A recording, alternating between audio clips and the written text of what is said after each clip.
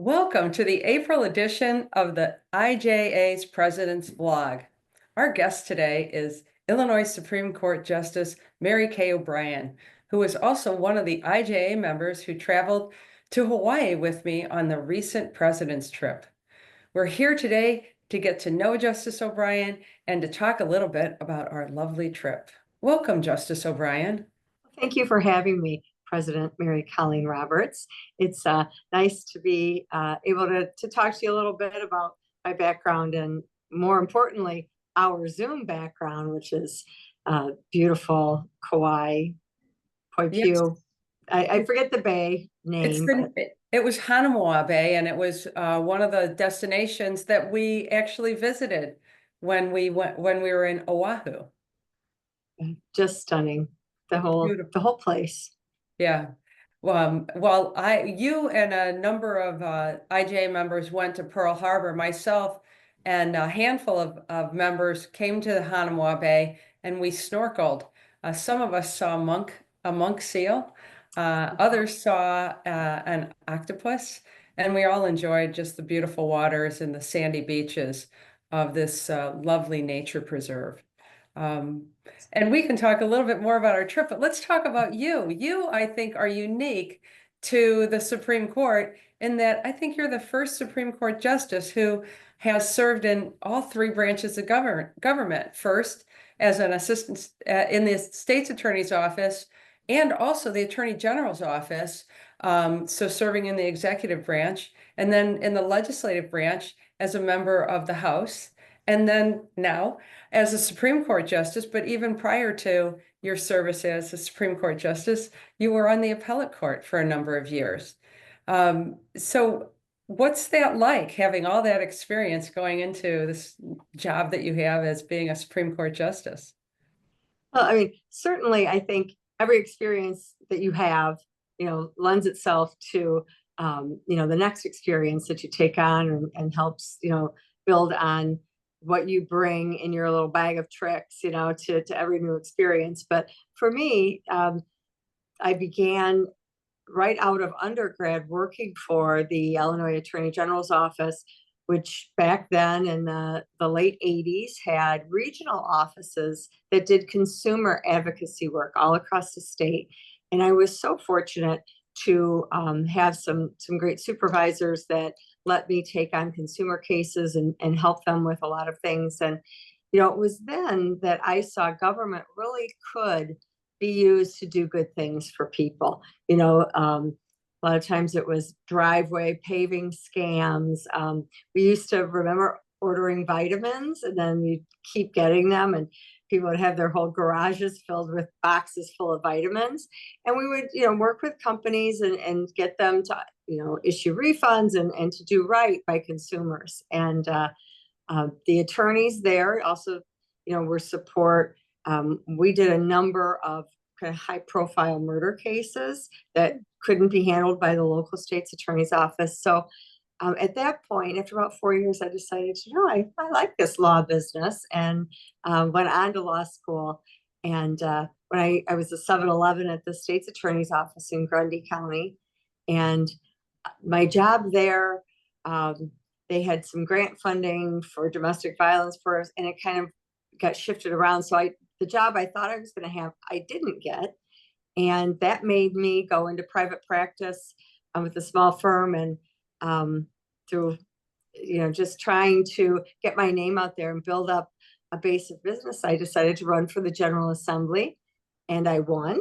And so then the journey continued, but taking, what I had learned at the Attorney General's office, I just really saw it as an opportunity to help people. I would talk to constituents and carried a lot of legislation that came from my district or needs that they had. I had a big piece of legislation to reduce the number of years it takes for generic prescription drugs to get on the market.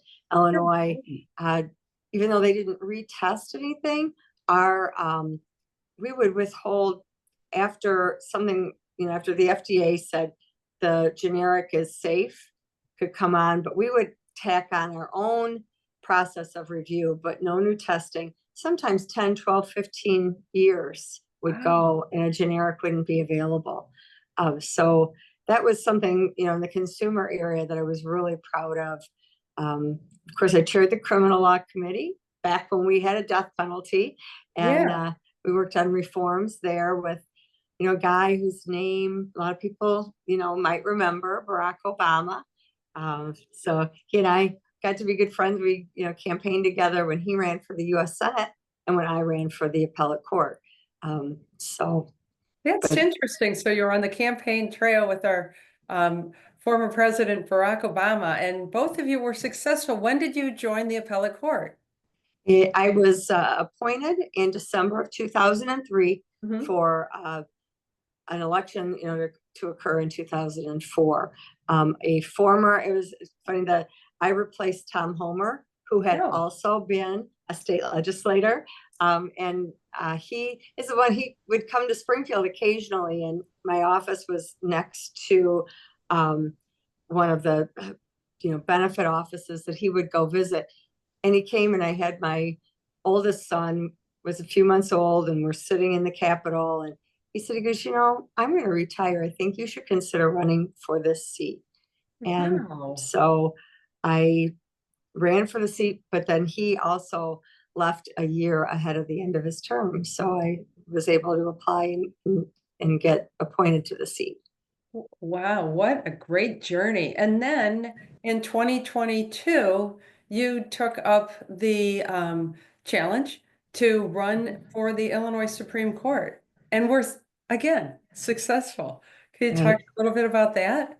Yeah, so as everyone, or a lot of people know, the district boundaries had not changed for the Supreme Court districts since, I believe, 1964 or something like that. And but the population had really changed. So in what was the old second district, they had almost twice as many residents as, the third, the fourth, and the fifth. So redistricting evened those out, and my old 21 county district became a 7-county district, still with about 2 million people in it. Yeah. But that did change the boundaries and created an election for a vacant seat. And so I ran and was very fortunate to be successful. And I'm just now in my third year. And how is it different from the appellate court? The appellate court, you work on your cases. I was a member of, the appellate court, administrative committee. I was a member of the courts commission, but primarily you work on your cases. And it's almost a shift at the Supreme Court, where we are tasked with so many administrative duties. We have, all of us take about 5 or 6 committees and commissions that are under the Supreme Court. Yeah.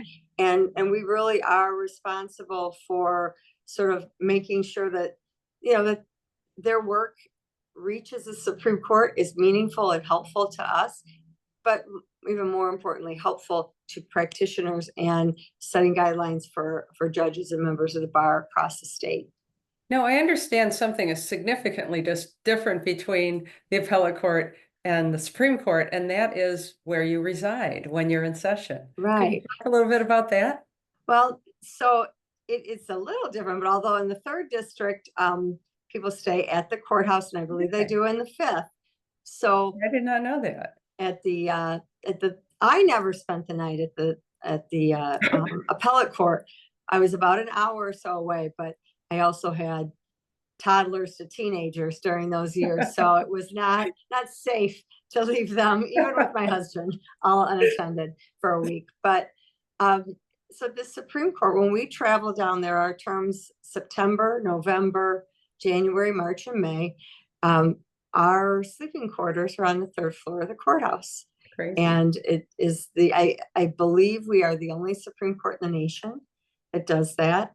But the idea at the time was that, we wouldn't be sharing hotels with, people that were coming to argue their cases. And, um, you know, then it became more about collegiality. And when you're writing, even if you're disagreeing with somebody, it's pretty hard to be disagreeable to someone who you sit across from at the lunch and dinner table. Yeah. Yeah, So, I can just imagine. And mhm. so when you hear cases there at the Supreme Court, but do you also work with the justices at the Supreme Court on your decisions? So when we argue our cases, just like at the appellate court, after the arguments finish and conclude for the day, we conference them, but we really try when we are upstairs in our sort of, private space, we don't talk cases. We might talk administrative work and work, and try and do some of those things with our committee work, but we don't talk about, cases that are before us. I think we want to keep that off limits and keep things more, just personal and friendly up there. That sounds like it's really smart and really works for you. Right. Now, just to kind of transition, I'd like to just talk a few minutes about Hawaii. I want to point out to everyone that the pearls that I have around my neck, you helped me pick those out when we were Right. at the hotel in Kauai. Um, there's a lot of beautiful things there. What was your best experience of the trip? Oh, there are so many. One great one was having the opportunity to be in an outrigger canoe with you.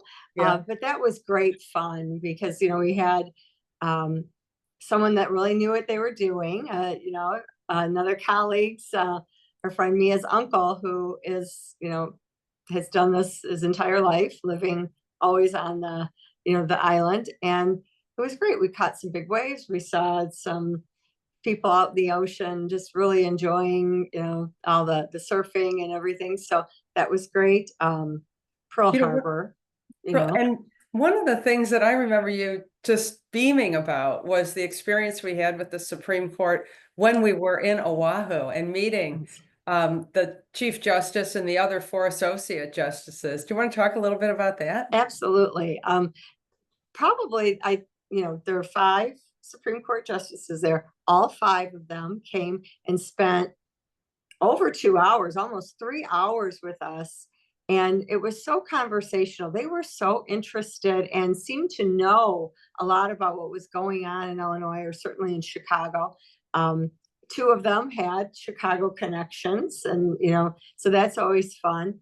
But it's just interesting to get their perspective on how they select, how they are selected as opposed to elections. How right now they are in the midst of getting a new chief judge, because at age 70, theirs is going to age out. And but that they didn't get the right number of applications or something, so they start the process over. Great. And it seems to me to be not much different in terms of efficiency than how we select judges. I think that we all just try to do our best, but they don't elect their judges. They're appointed by a commission, who are appointed by the governor and the legislative branches, and a lot of other people. So So I noticed that stark difference, but in those conversations, and also conversations I've had with you and other Supreme Court justices, the similarities were very comparable. Like all the extra work each of you do mhm. outside of just hearing cases and making decisions, the administrative work, the committee work, your public appearances, they seem like they were just as busy as the 7 of you are on the Illinois Supreme Court. Right. And for them, even though it might not be a long trip, but they're flying from a little island to little island. And I think logistically maybe it's a little easier, even though we spend a lot of windshield time. I still think it's probably easier to get around. Or there's one epicenter, Chicago and the suburban area, where a lot of the legal organizations are. Yeah. um, and one thing that we did touch on a little bit was, we have to discipline attorneys. I mean, we have all these, similar responsibilities, and there might be a little bit of a difference in how it's managed or how it comes before the court, but at the end of the day, the buck stops with them just like it does with us. So, Yeah. so I think we have to close this up, but I do have one final question, and that is, if you went back to Hawaii today, right now, if you could be transported to a time and place to any one of the islands, which island and what would you be doing? I would definitely go back to Kauai, and I would probably be trying to snorkel. And I don't know what time it is there, but I would be at 5 o'clock in the afternoon walking out to see the turtles come onto the beach at Koipu and, relax before, the tide rolls back in. And it was just beautiful. I would just watch that sunset and sit on the beach and do very little else. And I would join you at that beach and watch that sunset and close out this session. And thank you for joining me today on the Thank you. April edition of the President's Vlog. Well, thank you. And thanks for hosting such a delightful President's trip. It was Oh, I'm so wonderful. happy. Yes, that was Thank you. great. Okay. Bye-bye. Bye.